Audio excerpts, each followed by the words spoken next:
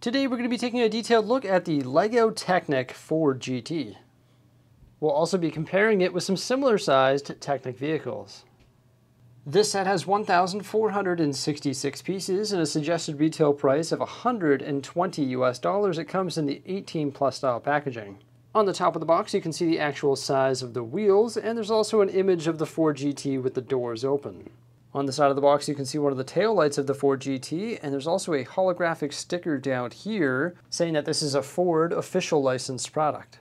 On the back side we can see the real life Ford GT, and then also a really nice shadowed image of that Ford GT with the LEGO Technic model in front of it. This thing has 660 horsepower, it can go 216 miles per hour and 348 kilometers per hour, and has a 3.5 liter EcoBoost V6 engine. There's the dimensions of the actual set, and then we also have a nice image here of the backside of the Ford GT. A very clean instruction manual that features the Ford GT with a little bit of reflection underneath it. Inside we can find a really nice comparison image.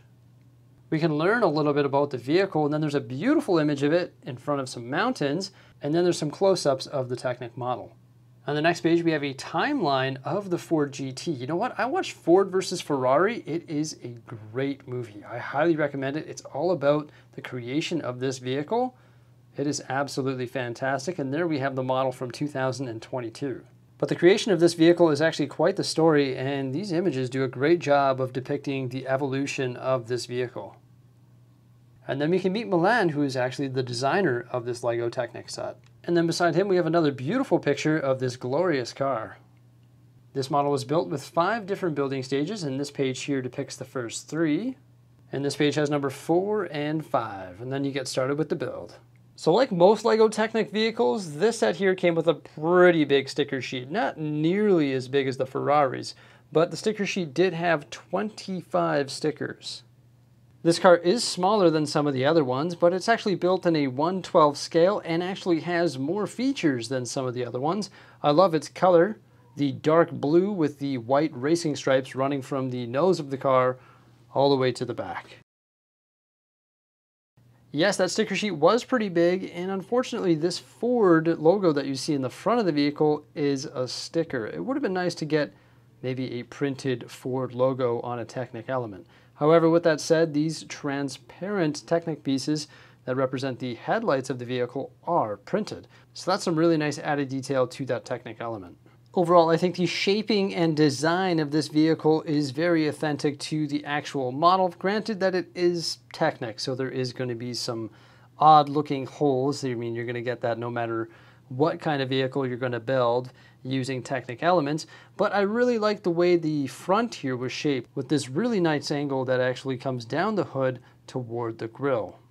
The grille actually has a nice curve to it, and then we used a large sticker element and this flexible axle to add some detail. On either side of the grille there's another sticker element, and then there's a flexible axle right below the headlight as well. There is a pretty big space between the wheel and wheel well. However, each wheel has its own independent suspension, both in the front and back. So in order to have that clearance, they needed to use these larger elements and have that spacing. So if you want independent suspension, it's sort of what you're stuck with. The front hood can open up, and when opened, it reveals some gears inside. Those gears and the gear on the top of the vehicle actually power the steering. So yes, the wheels can turn. However, they are not connected to the steering wheel within. So when you turn that steering wheel, the front wheels do not turn. And of course, for display purposes, if you don't like this gear on the top, it can very easily be removed. There's another flexible axle, and then you can look into the vehicle and see the dash. Of course, this is a Technic vehicle, so it does not come with a windshield. If you want a windshield, well, buy a LEGO Creator Expert vehicle, of course. Then we have these side mirrors here, and also the doors, which can open.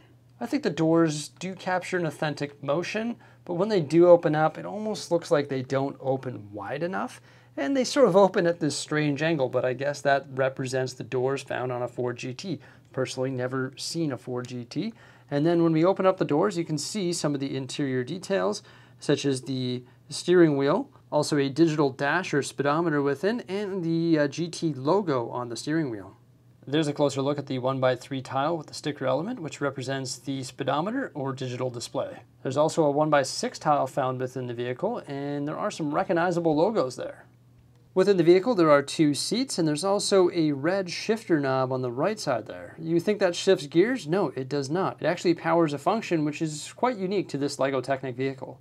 That shifter actually controls the spoiler. You can see it's in the raised position right now, and when I flick it forward, it will be lowered. But this is Technic. It's a challenging build, and for some reason, mine struggles to go back up all the way. I don't know. You tell me what I did wrong. I'll show you how that operates. This actually gives me the perfect opportunity to showcase the undercarriage of the vehicle. It's pretty full. Like, there's not a whole lot of hollow spots, and you can see some amazing things in here, such as the differential and also the engine with the working pistons. This long red Technic axle right here is actually connected to the spoiler, and when that shifts backward and forward, it pushes the spoiler upward and downward. And the spoiler is actually connected to this element right here, where you can see these brown Technic axles. So when I push that up or down, you can see that that Technic axle moves forward and backward, and it's connected to the shifter within the cab of the vehicle. All looks well. It looks like it should work. I can control the spoiler by hand. Everything is moving correctly. Or I could also shift this back and forward by hand as well. But when I do that, you can see my spoiler actually experiences a little bit of resistance.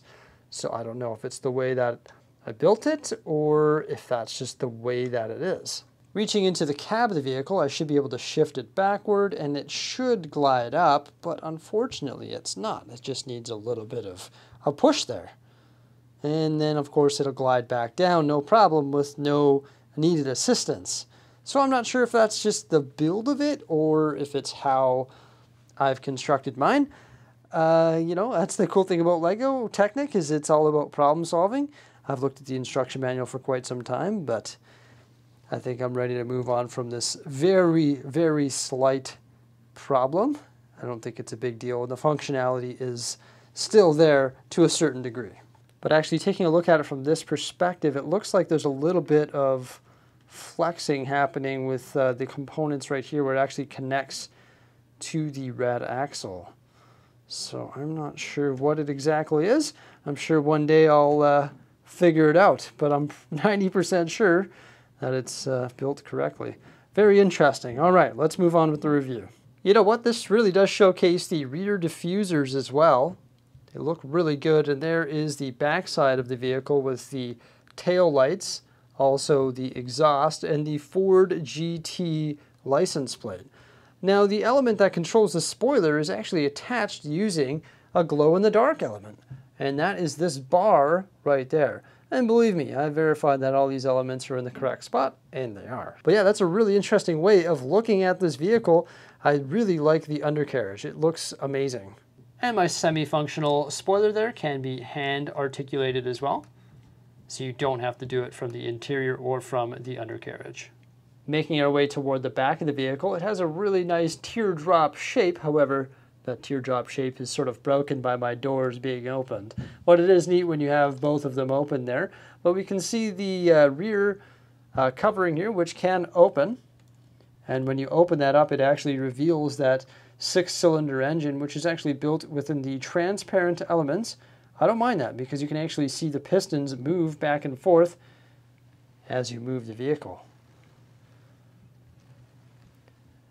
And it's pretty impressive that this compact model has that feature. Also the working steering, the spoiler, and also a differential, which is right there. Of course, we saw that in the back of the vehicle as well, but you can see it in action here along with the engine pistons as we move it back and forth. So it's pretty compact because, like I said, this is actually quite small. It's a 1/12 scale, and you see it when we compare it to the other vehicles that it is substantially smaller than them. Other than the Ford Raptor, they are comparable in size.